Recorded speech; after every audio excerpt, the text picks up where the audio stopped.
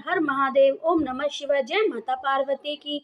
हिंदू धर्म में यह एक चीज रखना बेहद शुभ। और पीरियड में सिंदूर लगाना है या नहीं, सिंदूर गिरने से आपको क्या संकेत मिलते हैं, एक ऐसी गलती जो महिला हमेशा मांग में सिंदूर लगाते समय करती हैं। नमस्कार दोस्तों, स्वागत है आप सभी लोगों का हमारे YouTube चैनल में। धार्मिक मान्यता के अनुसार सिंदूर लगाने के कई नियम होते हैं जिनका पालन अनिवार्य है। सिंदूर लगाने के संदर्भ में जो भी नियम बताते हैं, जो भी सुहागन महिला को इन नियम का विधि पूर्वक पालन करना जरूरी होना चाहिए तथा उसके जीवन में परेशानियां उत्पन्न होती रहती हैं और उनके पति को कष्ट सहने पड़ते हैं। जो महिला सिंदूर लगाने के नियम का पालन नहीं करती, ऐसी महिला के पति को धन और स्वास्थ्य संबंधी समस्या का सामना करना पड़ सकता है। महत्वपूर्ण बात जो भी सभी महिलाओं को ध्यान में रखना बहुत जरूरी है वह यह है कि खुद को कुमकुम लगाने के लिए और मांग में सिंदूर भरने के लिए महिला को हमेशा अनामिका उंगली का उपयोग करना चाहिए। पीछे यह शास्त्र बताया जाता है कि हमारी अनामिका उंगली में शरीर के शक्ति तत्व और आगे चक्र को तुरंत जागृत करने की क्षमता रखती है, इसलिए खुद को कुमकुम या सिंदूर लगाते समय अनामिका उंगली का ही प्रयोग करना चाहिए। लेकिन यदि हम किसी अन्य व्यक्ति को कुमकुम लगा रहे हैं तो हमेशा मध्यमा उंगली से लगाना चाहिए। अक्सर ही किसी धार्मिक प्रसंग में महिला दूसरी महिला को आवश्यकता से अधिक मात्रा में कुमकुम लगा देती है, जिससे महिला तुरंत ही अतिरिक्त कुमकुम को पोंछ देती है। यह दोनों ही बातें सही नहीं है। कुमकुम थोड़ी ही मात्रा में लगाना चाहिए और उसे तुरंत ही पोंछ देना भी उचित नहीं है। माथे से कुमकुम को पोंछना देना अशुभ माना जाता है। यह भी ध्यान रखिए कि अतिरिक्त कुमकुम यदि नाक पर गिर जाता है तो यह बहुत ही ज्यादा शुभ संकेत माना जाता है और इस बात का संकेत होता है कि आपका पति आपको बहुत प्यार करता है। आपको आश्चर्य होता है कि कुमकुम या सिंदूर यदि गलती से जमीन पर गिर जाता है तो यह शुभ संकेत होता है। आप परंतु उसे गिरते हुए कुमकुम या सिंदूर को नमस्कार करें और खुद को तथा घर के अन्य सभी लोगों को वह गिरा हुआ कुमकुम लगा दें।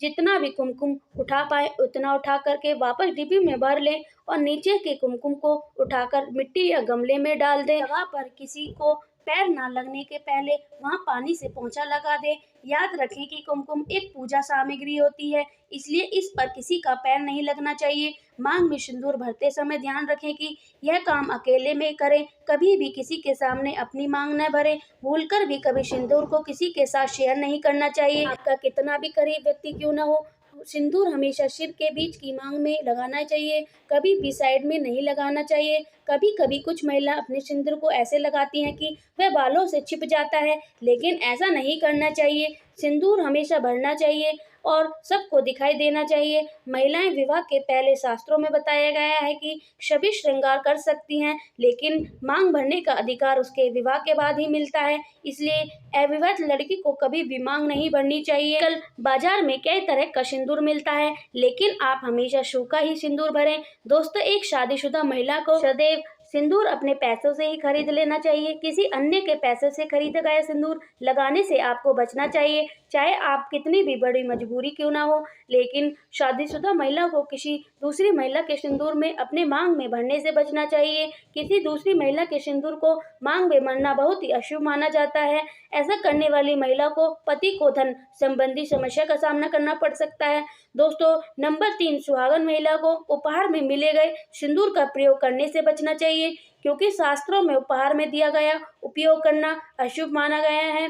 हालांकि आप किसी खास रिश्तेदार यानी कि सास यानी कि ससुराल के अन्य रिश्तेदार जैसे जेठानी, नंद का उपहार दिया गया हुआ इस्तेमाल कर सकती हैं। सिंदूर कई रंग के होते हैं, लाल, नारंगी, गुलाबी, कथई, जिसमें नारंगी और गुलाबी के सिंदूर को सबसे ज्यादा शुभ माना जाता है। दोस्तों, नंबर 4, इसके साथ ही कभी भी महिला को बगैर नहाए सिंदूर नहीं लगाना चाहिए सबसे पहले महिला नहा ले और पूजा पाठ करके उसके बाद ही अपने माथे पर सिंदूर लगाना।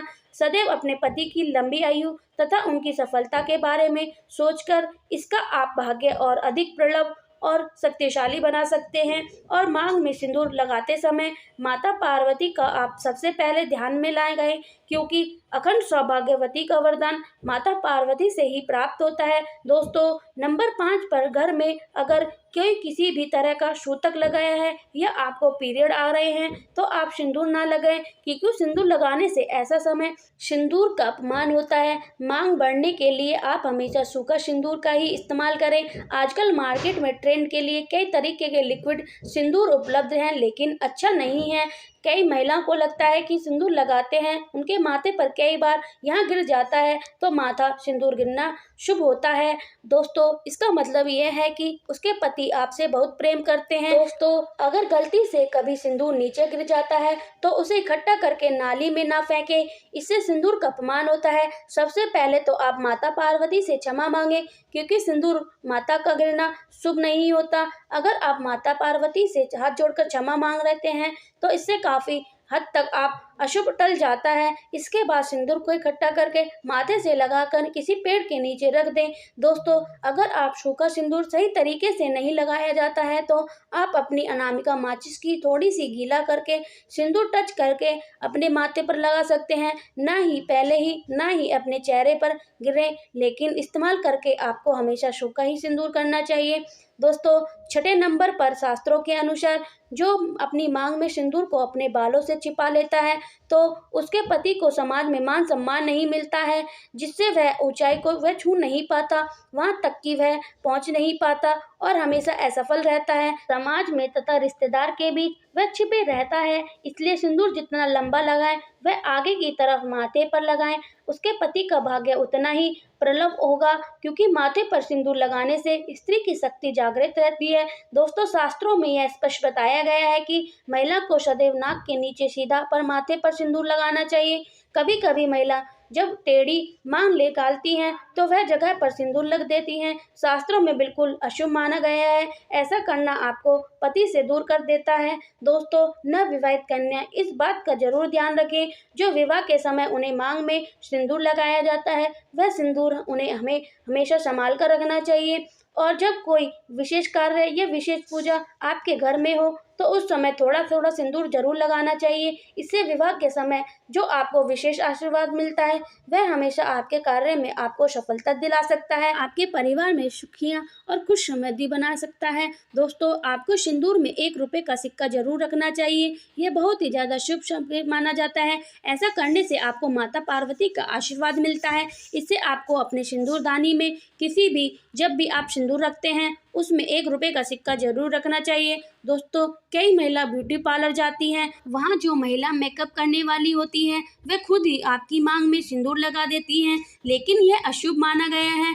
आप कर्मचारी को जानते नहीं तो उनका आचार व्यवहार आपको पता नहीं तो आप सिंदूर लगा लेती हैं, जो बिल्कुल भी सही नहीं होता। हमेशा सिंदूर आप खुद ही लगाएं या फिर अपने पति के हाथ से लगवाएं तो ज़्यादा शुभ रहता है। आपको सपने में सिंदूर दिखाई दे तो यह बहुत ज़्यादा शुभ संकेत माना जाता है। सपनों में मांग सिंदूर का दिखाई देना, ऐसा माना जाता है कि आपको अपने मायके से बहुत बड़ी बड़ी खुशखबरी मिलने वाली है और अगर कोई अशुभ आपके साथ रहने वाला है तो वह टल जाता है। दोस्तों, अगर कुंवारी स्त्री को सपने में खुद को सिंदूर लगाता हुआ दिखाई दे तो इसका मतलब यह है कि उसकी शादी उनके मनचाहे पसंद के वर के साथ होने वाली है। दोस्तों, अगर घर में आपके पति से बन रही नहीं है या घर में लड़ाई कलेश इत्यादि का माहौल रहता है तो इस दोष को दूर करने के लिए आप सरसों के तेल में थोड़ा सा सिंदूर मिला करके अपने घर के मुख्य द्वार पर स्वास्तिक या ओम का चिन्ह बनाएं। इससे आपके पति का प्यार आपके लिए अधिक बढ़ जाता है और कलेश इत्यादि का माहौल दूर हो जाता है। अगर आप कामाख्या मंदिर कभी जाएं तो सिंदूर अवश्य लेकर आएं। कामाख्या मंदिर का सिंदूर बहुत ही चमत्कारी माना गया है और कोई सुहागन महिला एक अपने माथे पर सिंदूर लगाए तो उसके घर परिवार में सदैव खुशियां बनी रहती हैं। अगर आपको हमारी वीडियो पसंद आई हो तो वीडियो को लाइक करिएगा, दोस्तों को शेयर जरूर करिएगा, कमेंट बॉक्स में जय माता पार्वती जरूर लिखिए।